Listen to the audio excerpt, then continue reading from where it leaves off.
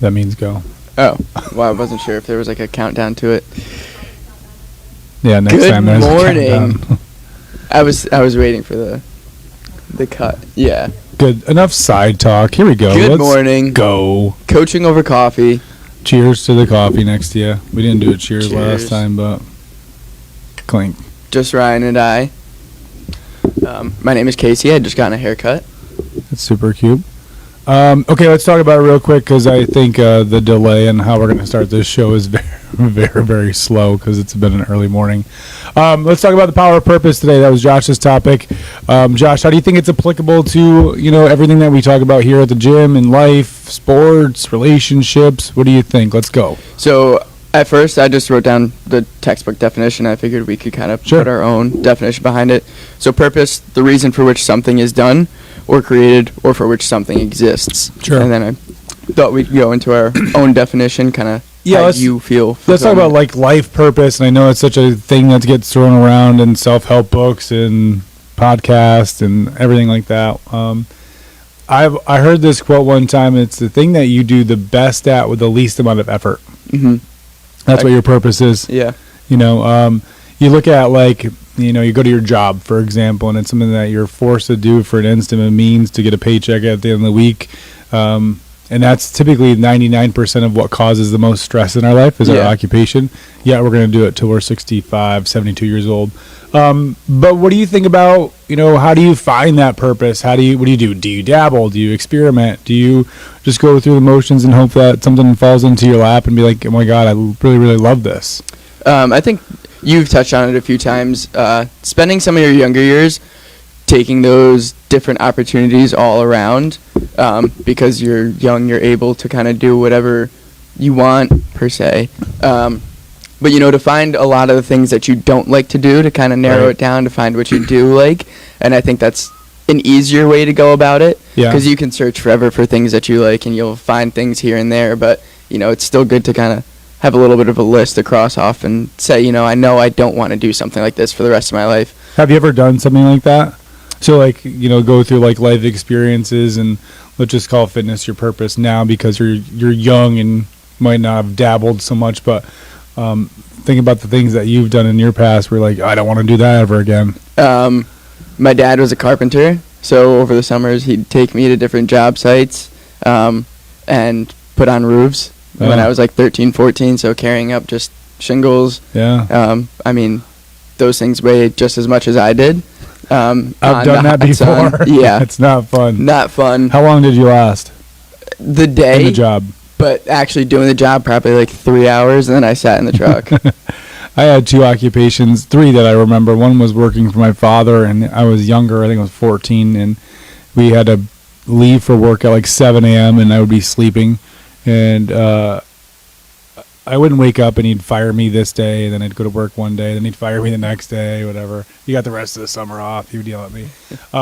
Second thing is that occupation of Yeah. construction was really tough where I would fall asleep on the way to the job and then work and then fall asleep on the way back. And yeah, you can make a lot of money, but because you don't want to go do anything Yeah. that day or that night.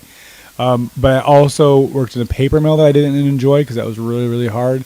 But then working in a cubicle was one of the worst things I've ever done. So that's where like I appreciate moving around and being mobile now. And the ability to have different conversations every single Sure, day, yeah. meet different people every single day, that makes not every day the exact same. Like Groundhog Day. Yeah. I think a lot of people kind of fall into that sometimes. It's wake up at this time, do this, go there, come home, kind of do the same thing over again, and then wait for the next day to do the exact same thing. Or people tend to, live for the weekend because that's when they don't work. So Sure. they're just grinding through all week, or they're waiting throughout the week just to get to the weekend. And I don't know if you ever have those instances where you kind of do sometimes hope for the weekend. The weekend comes and you're like, Blink of an eye. yeah, just passed right by you, and you're like, I have these a lot where I'm like, I could have done so much more. Yeah. But then let's also talk about like it's a fitness type of podcast. How can we attribute this to fitness? Like, what's your purpose? Like, why do you work out? I think I had a conversation with my mom back in the day, and my mom has like 12, 13, 20 half brothers and sisters. Some of them might be from like a town Ding, ding, ding, ding, ding, ding, ding. But all related, obviously. And she said to me, I was like, why do you work out? Because I remember my mom working out at such a young age. Why do you work out? And she goes, well, because the majority of my family has heart-related or sugar type of related diseases, or they've died because of this. So that's kind of like a motivational thing, why to be active. But how do you think in fitness people find a purpose? Sometimes a lot of the conversations I have, that could be, mom or dad having a weekend with their kids, running around, trying to chase them. And it turns out, and they're like, after 2 minutes of doing this, I couldn't. I had to sit down and I had to just watch them. So a lot of them will come in and say, like, I want to be able to actually keep up with my kids, because for them to kind of sit there and watch me, like, be out of breath or just watch me have to take a seat and not participate is almost like I'm ending up missing something with them. Yeah, I mean, maybe it's disappointing them too. Is like, hey, you want to go for a hike today? No, I'm too tired. Yeah. Yeah, because then it'll come to like a constant, you're finding excuse because you know how you're going to feel. Like if it is during like a hike, after 5-10 minutes you're going to be gassed. Yeah, what about like sharing those experiences too with kids, friends, family, relatives, like, going for that hike with your family and the pictures that you take at the top of the mountain, or you doing like a family barbecue and everybody's playing wiffle ball or something along those lines, and you don't want to be the person that's sitting off to the sidelines in a chair. Everybody's asking you to play. You feel peer pressure that you have to, but you don't.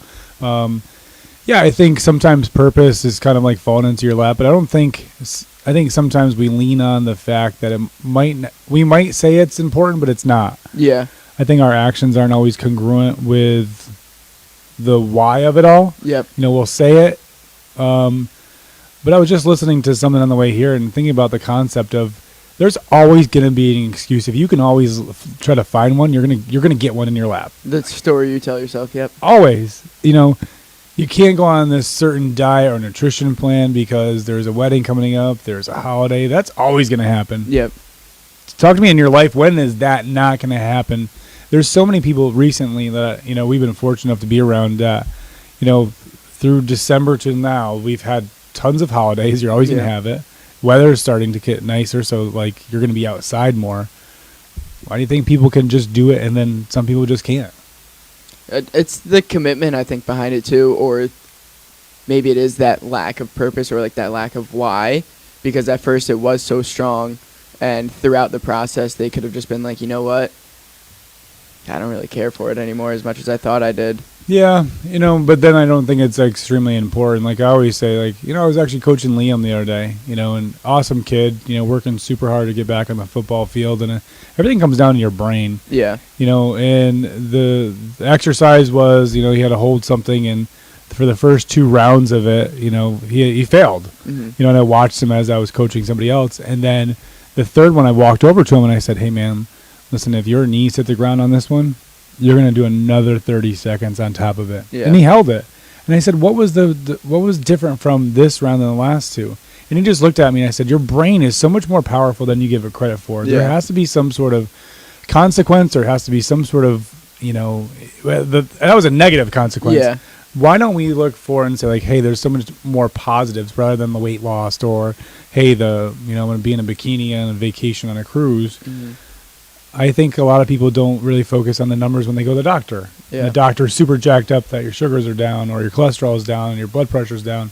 I think those are things that most people don't pay attention to, that they should focus on, because that's a more sustainable thing. Yeah. Like and more important. You can see like the longer term effects from that coming. Yeah. But yeah, I think you're always going to talk yourself out of something way before your body is physically going to, let's just, for the brunt of it, say collapse. Yeah. People, whether that's like just the workouts that we do, people might drop the dumbbell or something just because they're tired and they don't know what it's kind of like on that other end to push past. Yeah. And you sometimes do get that rush, that feeling. But it's nice to hold through and see that your body is a lot more capable of what you think. I think, too, kind of like segueing off this, we talk about purpose, and there's hard work, and there's dedication, there's sacrifice, and there's a word that I'm going to throw out there, and I want to talk about it because a lot of people give me shit for it. It's the word I don't believe in, and that's balance. And it's something that was a topic at my therapy session this week. We talk about like burnout or, I don't know, like you'll push yourself too far, And I don't think, if you look at the most successful people in the world, do you think Steve Jobs or Jeff Bezos or let's say Kobe Bryant, do you think they were worried about balance? I think anything extraordinary worth having takes a lot of those. I don't want to look at them as negative things. Like we would look at the word sacrifice or obsession. Yeah. I don't think we'll ever put ourselves in a place where we're actually going to feel that like burnout or overtraining. Yeah. Do you know how hard it is to overtrain? Yes. Right? Yeah. So I don't want us to go back and be like, oh, well, I need to have at least 2 days off because I've been working out for 4 weeks. Yeah. I look at Chris. I had a conversation with Rupee the other day, and I said, hey, bro, I want you to take the next 3 days off because your body needs it. You've been going ham sandwich for the last, 6 months, 6 days a week. You've earned that. Yeah. So your brain deserves that break. But let's kind of like chat about what's your interpretation of balance? See? Yeah. I think I'm rubbing off on you. I don't really know Actually, how to. rubbing off on him, I'm always forced to move closer to Joshua Patrick on these shows, and I feel extremely uncomfortable. I don't like it. I think we're still like a good elbows length away. I know, but I feel like sometimes I want to sit like this. Yeah. You're spread eagle on this stool. Jesus Christmas. Back to balance, though. We talk about it, or at least like talked about it in the beginning a lot. The people who preach balance the most usually have it the least. I think because they know on one end that there is no such thing. It's something I think we also talk about is like, filling your bucket. If you're constantly watering everybody else's, odds are there's not many people watering yours. Yeah. So you're always kind of giving out more than you're getting in. What happens if you're that type of person that, I don't know, hangs your hat on that? Or it's like social media, for example, I think plays a huge role where like, hey, we're going to go and we're going to eat clean for the week, but then on the weekend we'll have that cocktail or we'll have that something that we're not supposed to because it's not parallel to the goal that we're trying to conquer. Where do you, I still don't like when people say like, oh, well, hashtag balance, hashtag self-care, hashtag all me. Because that's laziness. I think that's not I'm super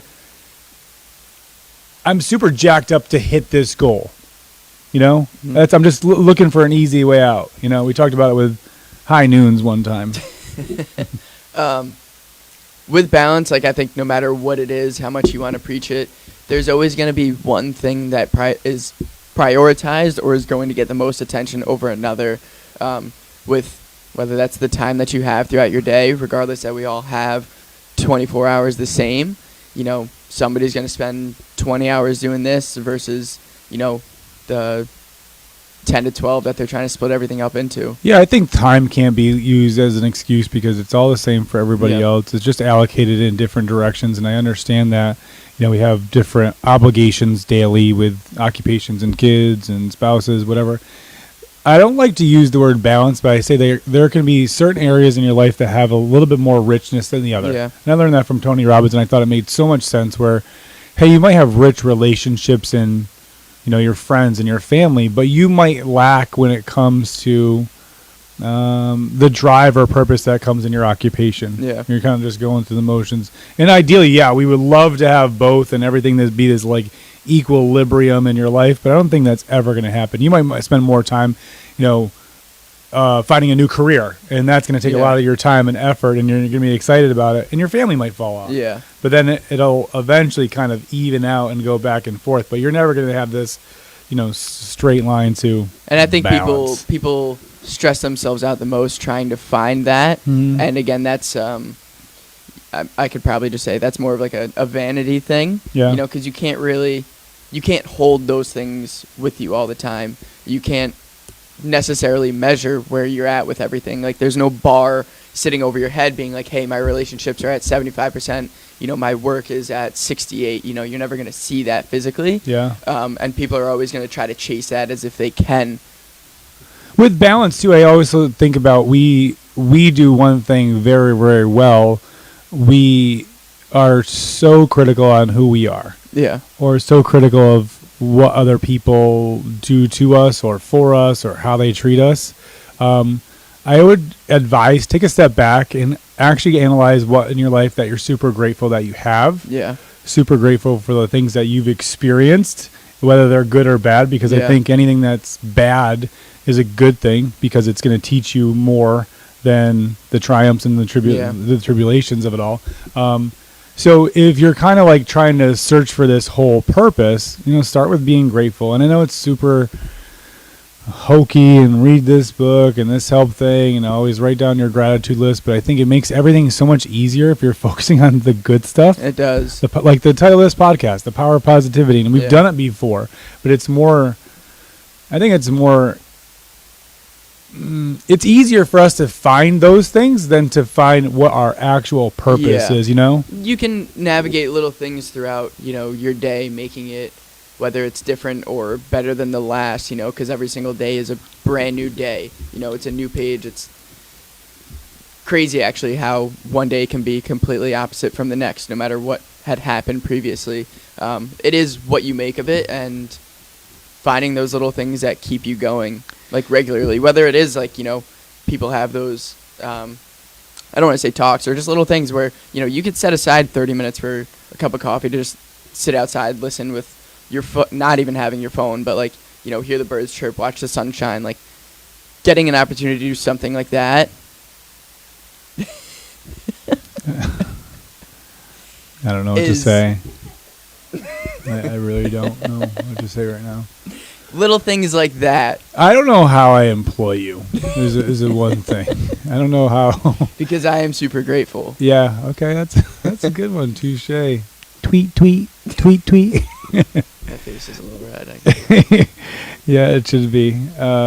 Lavender candles, sitting outside, drinking honey tea. Yeah.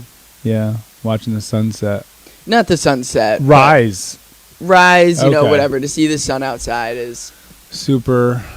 Never mind. I would say too, like, some of the things that have helped me is have little goals for the day. And then once you kind of conquer those little goals, the next day do the exact same thing. And then if you start conquering the day and you do that, guess what? Then it happens the week, and then it happens the month. And then next thing you know it, I think one thing that we lack sometimes is the intestinal fortitude. I was going to say testicular, but I'll use intestinal, to see a goal out to its completion. Yeah. To see if we can actually do it or not. Like, hey, I'm going to commit 4 weeks to do it. If I mess up, oh well, I'm going to get back on it the next day. Because I think you'll see that you can do a lot more than you think that you're capable of. But once you do things that you don't think that you're capable, I think that builds self-confidence. Definitely. I think the reason why people fail is they say that it's important to them, and it's actually not as important as they want to say it is. They fail, and then once they do it over and over consistently, hey, this is going to be the time. I'm going to do it. This New Year's resolution. It's the new me, new year, new me. I think a lot of people will kind of lack that confidence, and that's what kind of sets them back in their brain.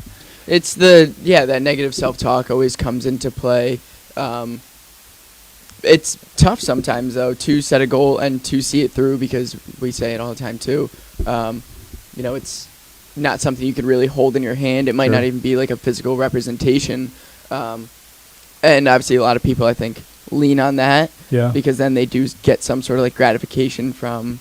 But look at our lives, though. We spend how many years do we go to school? 13 years, and then you go to college. You're spending 20 years of your life in some circumstances. Me, I'm like the Van Wilder. I went to a lot of years of school without a piece of paper at the end. But how much time, effort, commitment do we put into that to get a piece of paper, to then get a job, and then seek fulfillment from that career path? Mm-hmm. But we can't do 12 days. We can do 12 years. And is it because society forces us to do it? Yeah, I was just going to say it definitely has to do with some sort of like projected structure that you have to do this regardless. The of ladder whatever. of success, Yeah. right? Yeah, and I don't want to say like that's a wrong thing to do, but I'm just saying, draw the comparison of like the commitment, the sacrifice, the time that we're going to put in to achieve a goal. But a lot of the circumstances won't allow us to do that with ourselves for a certain amount of time, What a you minimalistic amount of Yeah. time. like what you want to do versus what you have to do. Sure, That's I think how people see it, but they're always going to be so quick to get to right. They're going to be so quick to kind of ditch what they want to do. Yeah. More so. What do you think?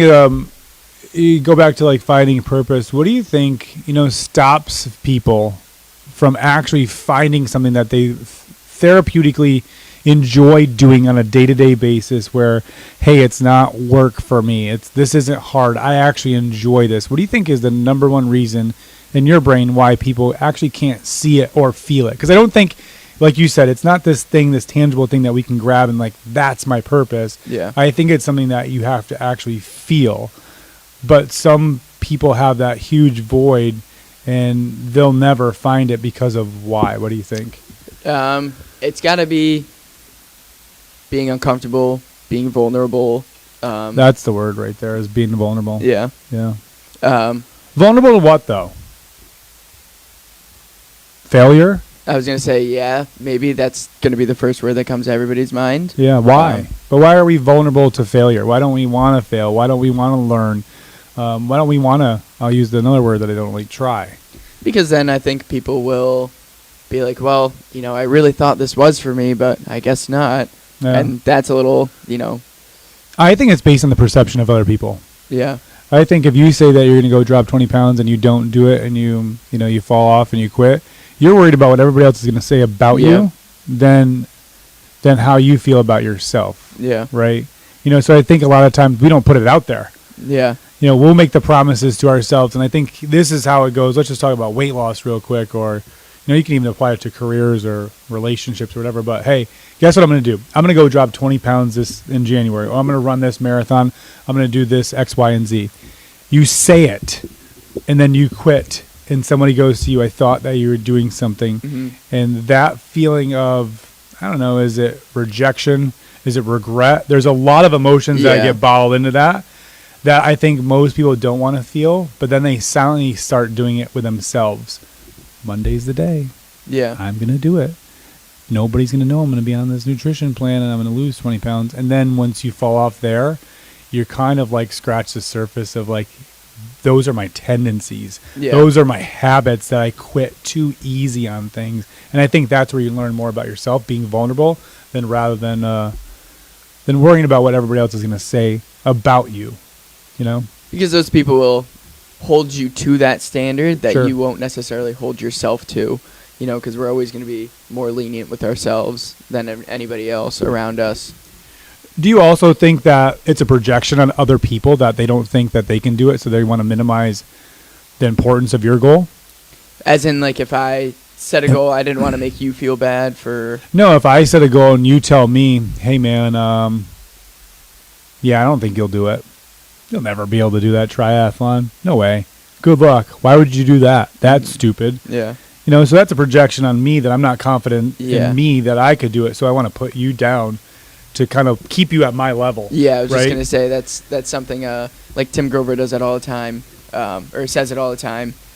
To not like go for those things is to just kind of settle for that average. Whether you have those questions to yourself or not, you probably tell yourself that over and over. So you're always going to have those people out there. You're always going to have, what do we call them, haters. Yeah. Right? That are always going to kind of deter you and bring you down. Obviously, easier said than done. The perception of other people should not weigh in your conscious mind. Yeah. It should just be about how do you feel about yourself. And I think being vulnerable, to open up to yourself and to explain to yourself the importance of what you want to do. And if it's not important to you, then understand if you don't put the effort in to make it a 10, you're going to get 8 results or 7 results. So don't have those unrealistic expectations that it's going to be this life-changing, super pretty, loving every step of the way. Yeah. And it's going to be hard, but I do think that most people will worry too much about, what their spouse is going to say or what their cousin's going to say, things like that. You go. You got notes. Just like little things that I kind of copy and pasted just to figure they could be some talking points. Power of purpose, something that gives you fulfillment, guidance through hard times, I think is a huge one. We'll talk about that real quick. Let's talk about trying times, because like you said, it's not going to be always rainbows and butterflies. Yeah. Think about a time in your life, and you could be as vulnerable as you want on this show, and think about a time in your life where, like, hey man, it was super tough. I don't know if I could get out alive, or I didn't know if I could pass this test or get this job. Talk about a time in your life that you were vulnerable, that you didn't think that you would make it out alive and turn the corner. Probably had to be second year of college, like away at Plattsburgh. It was probably like halfway through the second semester, so graduation was within the year. There were a couple of classes I was taking that were super hard, and I was like, if I don't do this, I'm not going to graduate. Painting? Yeah. Okay. It was tough. There was a extra subject on rubber ducks that Okay. I just couldn't get the feathers. Did you do the turkey hand? No, I should have. That Yeah. probably would have That was the way to alleviated go. a lot of stress. But constantly in my mind, I was just like, if I don't pass this upcoming test, I'm going to fail the class. If I fail the class, I got to retake it. That's just going to push me back another year. Another year here is just like another year that I've let everybody down who, you should be done in 4 years. That thought obviously is always running through my head. So that's probably when I was, and that was going on for probably like a few months at the time. So Fear. basically, fear that I just So wasn't what does going fear to. stand for? And it's an acronym for false events appearing real. Okay, You- I've never heard that before. You thought about all the things that could possibly go wrong. Yep. And then that snowballed into, I'm going to fail the class. I got to start all over again. Everybody's going to be so upset with me because I didn't graduate in 4 years, 6 months, and 7 days and 13 seconds. Yeah. Who cares? You did it. You Yeah. hit the accomplishment. You ran a marathon in X amount of time. You completed it. The Um, perception again. I See? was just gonna say it definitely was. Well, because you have that kind of weight on your shoulders in that time, because, like I said, everybody's expecting you to graduate in 4 years because that's what everybody else does. Until you get there and you realize it's not going to be that straight linear path, and not that was the issue, but I'd already done 2 years of college at home. Then I did the 3 years of Plattsburgh, so I was like, okay, now here's an extra year. Now what am I going to be? Keep going like 6, 7, 8, 9. Like, when am I going to be done? Because I've always felt as if I've been behind already. Yeah. So then obviously that just like kept coming to fruition that it was, or that I was. And look at you now. I mean, imagine, what advice would you tell yourself, at that 21 or 19-year-old age? What would you say to yourself? Just keep going. Because after that, I mean, that was the most. it was, but obviously geez. I was talking to myself through it, being like, it seems hard now, but it's all going to pay off. Because like from that point on, after, those months, then I took that extra time to be like, okay, I'm going to do everything I can in my power to make sure I do pass all these classes first time around, because I don't want to fucking spend the money again. But that was it. It was just like, I have the power in my hands to like make or break this situation. So I have to take that action and move forward with it, or else I can continue to sit here and be like, okay, I could just throw my hands up and be like, this was my destiny. Yeah. Isn't that weird how you think about, like, if you could go back in time and tell your former self advice and wish that somebody could take you under their wing and say, like, hey, Yeah. this is how it's going to be. Trust the process. Yeah. I think that's one of the things is trust the process. I've personally, in being vulnerable, had a very, very trying last 60 days, I would say, going on. But I remember going back to, there was a day, and for a lot of people that don't know, when I first started the gym, I slept in the back, and there was actually like a hitting net, so there was barely any lights in the back, and I slept on a futon. But I remember looking up into like it was like the rafters, whatever it was, and you could see the net and the lights, and I was saying to myself, "Is this all worth it? Is this all worth it?" Like, you get excited to wash yourself with a freaking washcloth. And then going back now to tell myself yes, Yeah. that it was all worth it. I think gives you more fulfillment because you went through the trying times and you stuck it out.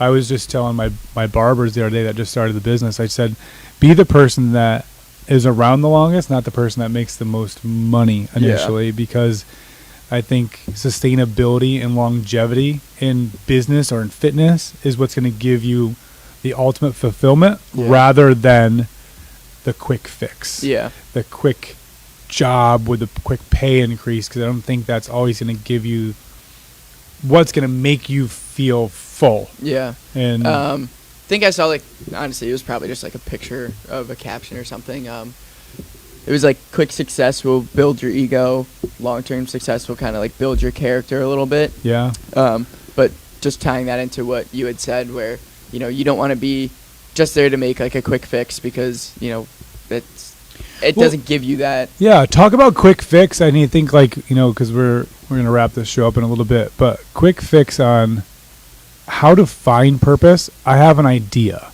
that I think most people, if they need to go search for something, that they should do, and I think that's go by servicing other people. Yeah. Go help somebody. Go donate your time at an animal shelter, at a hospital, at a nursing home, or do the little things. Buy somebody's coffee, open up a door for somebody, say hi, smile. And those are the littlest things, because you're going to get the reciprocation of gratitude from them. Yeah. And I think that gives you fulfillment. So you're getting external fulfillment by doing something for somebody else that makes you feel good. And you could use that to go on and just be like, you know what, I love to help people, and you can do that in thousands of ways. Yeah. You know, it doesn't have to be just one and done, but, you know, there's multiple avenues out there that you could take to do that. And like you said, it is just very fulfilling for people to hear, or for you to hear people say, like, thank you. And like a genuine one too. Yeah. I mean, so I think that's the first thing to do to establish purpose is we're built to service other people. Yeah. Like, that's what if you think about, like, all of these businesses and life, and our job is to make everybody else's life better. Yeah. In some way, shape, or form. And I think you can see, like, in any self-help book, I want to leave the world a better place than how I found it, type of thing. How are you going to go ahead and ultimately do that and leave some sort of legacy? And I'm not saying that you have to have a monument named after you or something like that, but how will people, and this is very, very deep for 7:18 in the morning, but how are people going to remember you? Because I saw something the other day. They'll mourn you in the first 6 hours. They'll remember you in the first 6 weeks, but they'll forget about you in the next 6 months. Mm-hmm. As deep and as morbid as that sounds at 7:19 in the morning, I think establishing your purpose is by going to help other people and doing the things that service them to make people feel better. And I've seen it in so many business ventures where people start by doing something, volunteer, and then they go start a business in that same field. Yeah. Like, hey, I helped out at a nursing home. I went in to start my own nursing home for veterans. Yeah. Type of thing, you know, because that's what's ultimately going to find that purpose. I think I wrote down like a little bit, basically piggybacking off of that, just like what impact. Pause for a quick second. I think we should do something one day where, like, I actually give you a piggyback ride. Maybe like you on my shoulders. We could do like a picture about that. Maybe. Sure. We'll put it in the back. Yeah. Right? Okay. Anyway. Your purpose, something that could, you know, help you get out of bed when, you know, those times are a little bit tougher. The impact of what does it have on other people? What can you or that purpose help? I'll ask you a question too, because now we're in a service-based industry where we're doing our absolute best to help and assist other people hit their goals. Is it difficult for you to wake up every single morning and go to work? No. Right? When I see the time, maybe. It's a little bit different, right? But it's not like that job where you're going to roof. Yeah. That is a different, I have to wake up and do this today. Because then by the time I get here and the doors open and you see the people and the smiles and, you know, within the first 5 minutes of the door opening, like, you're already laughing and smiling and you're like, okay, you know, what was I fucking worried about? Right. Yeah, exactly. And I think that's a cool thing. So if people out there could go find some way, shape, or form, organize it with a group of your friends. And I know we did it in the challenge, I think a couple months ago, where people were going to the not the animal hospital, but the animal shelter, and donating their time helping the puppies and the veterans and things like that. The fulfillment that you get when you leave places like that, I mean, that's unmatched. Definitely. So go out and do something like that to go find purpose. As far as fitness goes, challenge yourself, make it tough. You have the weekend that you're waiting for, so now you have the 48 hours to then do something about it. Everybody wants to start on Monday. Yeah. But I would also say, and I think we've established this a lot in the previous podcast, start with smaller goals. Don't beat yourself up. Yeah. Don't be your biggest critic. Maybe have an accountability buddy. That always helps. But also, even if it has nothing to do with fitness, go find the things in your life or the areas in your life that you're extremely grateful for. Yep. The people that you're around, whether that's a spouse, a significant other, friend, coworker. Hey, this is what I really, really like about you. And I think you should tell people that kind of stuff because they like to hear that. Yep. And it's not fishing for a compliment, but I think letting people know that you're grateful for who they are and what they bring to the table is going to give them fulfillment just as much as you helping them, with their garage sale today. Which, how many freaking garage sales are out there today? There's a lot. Beats me. Okay. I'll pick you up some used candles this some weekend. Cool cups. 7:22. Let's go ahead and wrap it up. Let's give some words of wisdom out to the person sitting on the couch today wanting to establish their purpose. What would you say, Joshua Patrick? You have every right and reason to be here just as much as the next guy. Try to find it. Do what you love to do, and don't stop searching for it. Yeah, one day at a time. One day at a time. Happy wedding day, Kristen O'Connor. Oh, there you go. I was going to say I couldn't hear you. I can. May the day bring you birds chirping and beautiful sunshines and rainbows and a lifetime full of happiness and joy with your spouse. That was a Hallmark card that you would purchase or that you wrote with a scented ink in it. Maybe that's my specialty. That's your purpose. Imprinted cards. There you go. Good. Okay. Like, share, do all that stuff. Tell them what to do. YouTube channel, The Gym. Subscribe, like, comment, share, pass on to your friends. Trying to create a playlist so you guys can catch all of our old podcasts. Because sometimes we say some good things here and there. Yeah, sometimes there's some nuggets and sometimes there's just useless humor. But definitely share some of it with somebody that you think, hey, would need it. And being like, hey, this reminded me of you today. Yeah. Hey, I think you could benefit from this topic. Fast forward to 7 minutes and 22 seconds. Yeah. These guys might not sound the best, but they do have some knowledge. Some knowledge. Next weekend, and if guys have any questions about anything, reach out to us directly via email, text. Also, if you want, comment below on some certain topics that you might be struggling with. Some fun facts, some stories, some personal vulnerabilities. Be that person. So 7:24, happy Saturday. The end of coaching over coffee because my coffee is over.